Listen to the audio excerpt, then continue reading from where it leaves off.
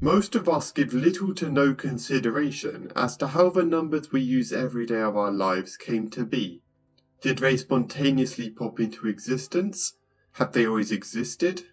Of course, the answer is much more complex and interesting. These numbers, often called Hindu-Arabic numerals or simply Arabic numerals, as the name suggests, do not come from Europe as many of you might have assumed. So, just how did the Europeans, and by extension most of the world, come to use today what we simply know as the numbers?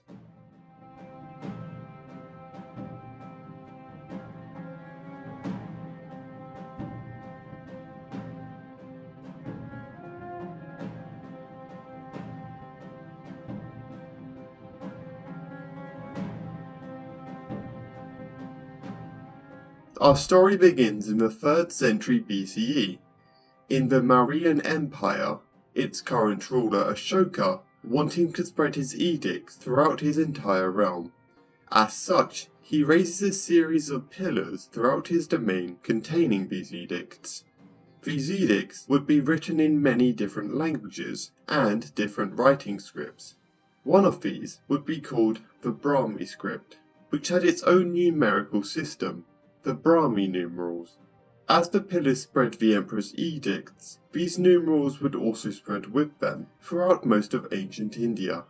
In addition, as the centuries passed, these numerals would face significant changes. One of these changes would be the evolution from a system that relied on symbols with fixed values, including built-in powers of 10, to a positional numeral system, employing 10 as the base, that relied on 9 glyphs and a void that could be used to represent a quantity that didn't exist or to represent large numbers of different orders of magnitude. Another significant change happened later, in 628 CE, with the addition of the glyph 0 by the Indian astronomer-mathematician Brahmagupta, which would replace the said void.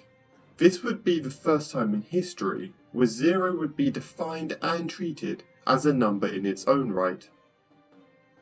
The sum of 2 positives is positive, of 2 negatives negative, of a positive and a negative, the sum is their difference. If they are equal, it is 0.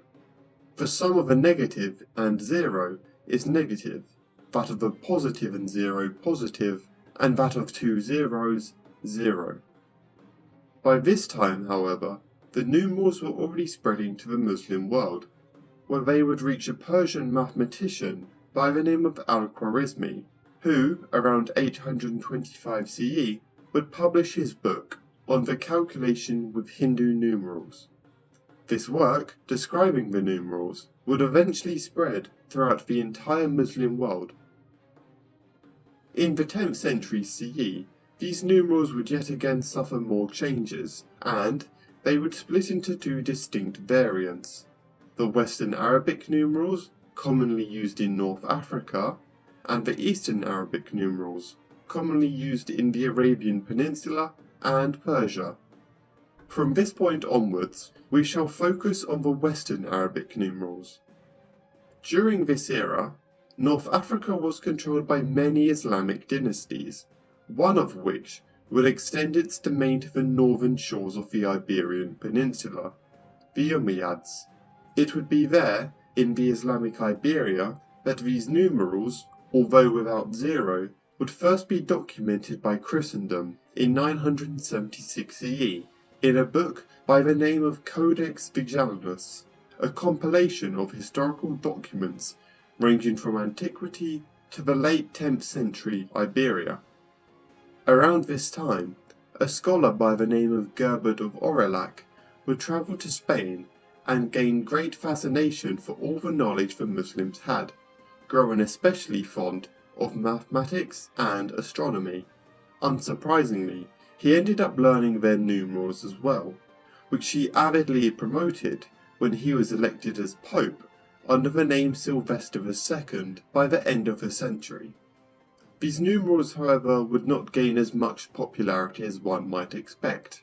Anti-Muslim sentiment in Europe grew as the Crusades began in the following centuries, shielding Europe from many new Muslim ideas. A few centuries later, an author, now known to us as Fibonacci, would be born in the Italian Republic of Pisa.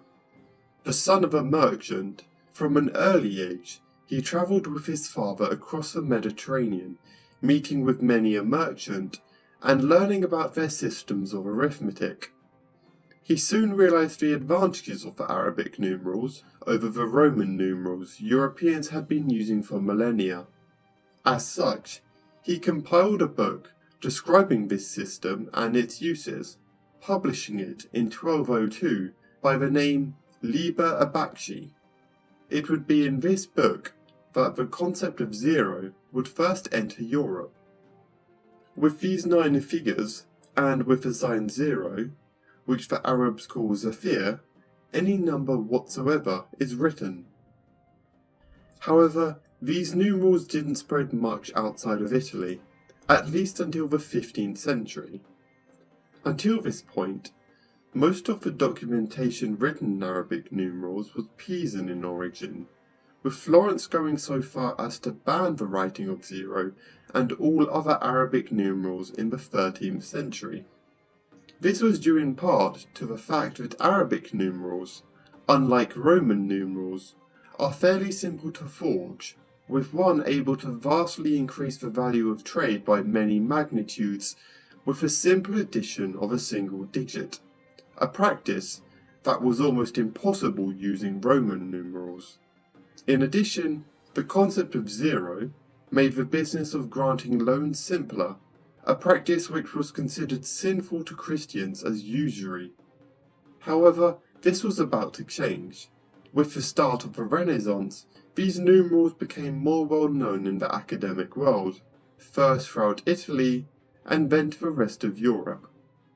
Later on, with the invention of the printing press, these numerals became standardized and spread throughout Europe's masses, having replaced Roman numerals by the 16th century. Special thanks to our Imperator-level patron, Fernando Lopez Ojeda. As always, thanks for watching. Be sure to like and subscribe for more great historical content, and feel free to check our Discord and Patreon, linked in the description below.